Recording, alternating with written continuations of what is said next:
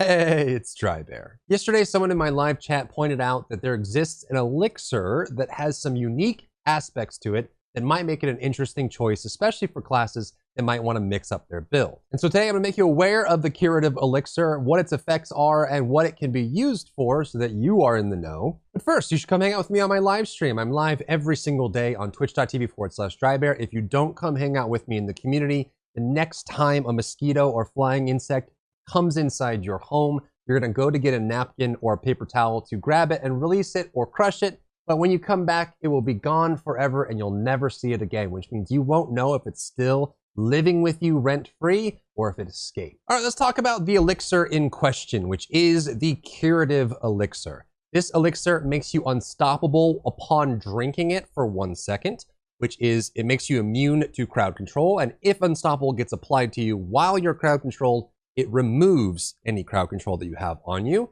and it increases resistance to poisons and other negative effects that are damage over time by 50% and increases your experience by 5% for 3 minutes, as all elixirs in the game do. So the question that was posed in chat was, is this something useful, especially for classes like Necromancer that may need to get extra unstoppable in the build?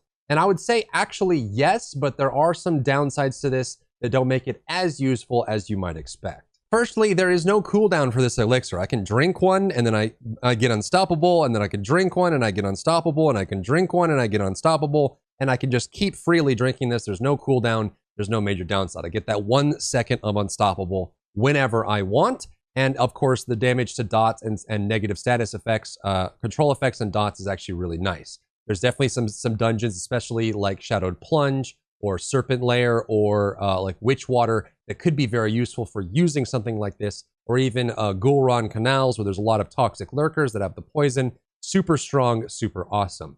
What's cool about this is that you can actually bind this to your wheel, so you can actually have it so you hold your E and you press the button and you get the unstoppable, which means that if you're in a really tight bind, you can pop this up, take the Curative Elixir, and get yourself out of a situation that may end up causing your death. You might get rooted inside of an enemy that's doing a big charge attack. Maybe you're stuck inside or slowed right inside of a big explosive, or some kind of fire enchanted that's about to explode up and kill you. So you have that benefit there.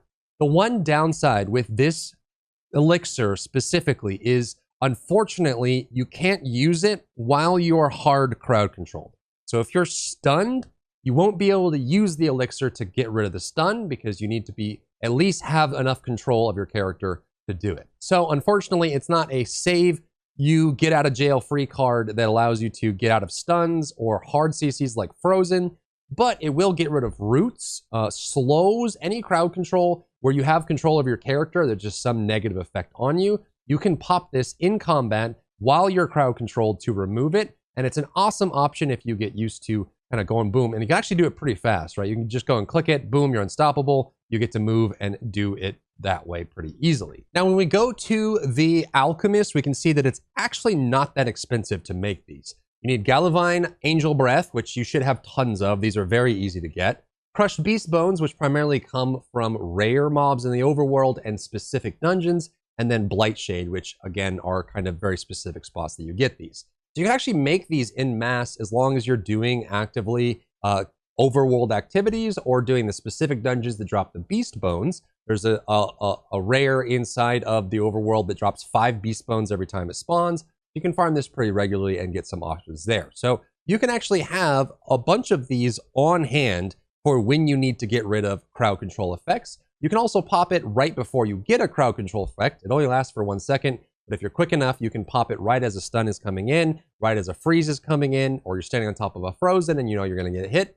Pop it right before you get hit, and if you time it well, you can get it. It's not the perfect cure, but it is something that is worth being aware of, at least so you know how it works. Now, the recipe for this elixir is gained from a side quest. You won't have this in your natural alchemist set of recipes to craft. And so in order to get the Curative Elixir, you have to go to Kyrgyzstan, to specifically the main city, Gayakul, and you will see a Pinch of Poison quest available for you in the main town. So it's in the main town of Gayakul. Just look for Pinch of Poison. It's right next to Deadly Trade. So you'll have it on the map. Go collect it. It takes a couple minutes. You finish it. And the cash that you get for finishing that quest inside of it will be the recipe, just right click the recipe, and then you can go to the alchemist and craft this elixir. And I would love to see how all classes utilize this. It is a way to get unstoppable, which is super nice. And it's a way to kind of work into more benefits. I don't know how much I want Blizzard to be investing in having consumables like these in wide appeal,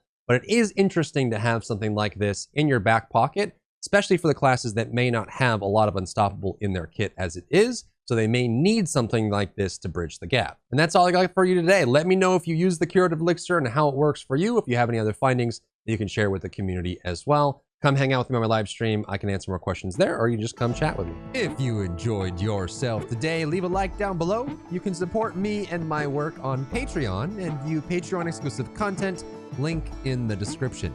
Thank you so much for tuning in, and I'll see you in the next one.